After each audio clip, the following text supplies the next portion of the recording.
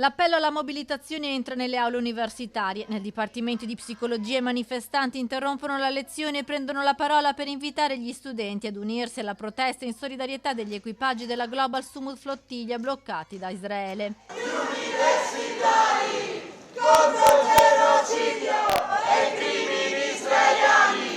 Il corteo, partito dal Bo, ha attraversato Padova, i dipartimenti universitari, la mensa fino all'assemblea psicologia per preparare i vari presidi in città. Il clou della mobilitazione è previsto per domani con lo sciopero generale perché i manifestanti intendono bloccare l'Interporto. Abbiamo detto in modo chiaro: blocchiamo tutto, andremo a bloccare l'Interporto perché adesso nel mirino è la catena logistica della guerra. Vogliamo bloccare le armi e la complicità del nostro governo con Israele.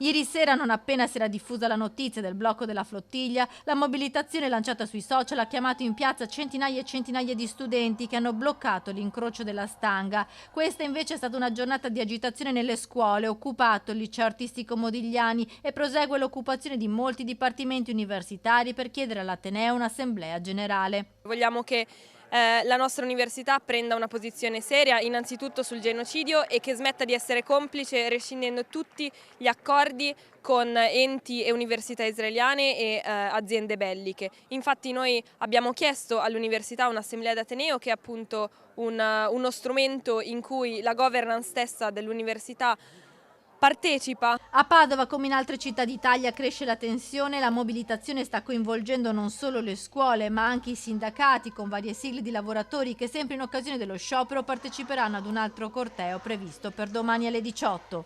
È importante perché questo è un momento cruciale, la flottiglia ce l'ha dimostrato, ci ha dato la possibilità di realizzare qual è il potenziale che ha la nostra attivazione dal basso, un'attivazione che sta diventando sempre più di massa, sempre più popolare, che sta mettendo realmente pressione sul governo e sulla sua complicità con Israele. Palestina libera dal fiume fino al mare!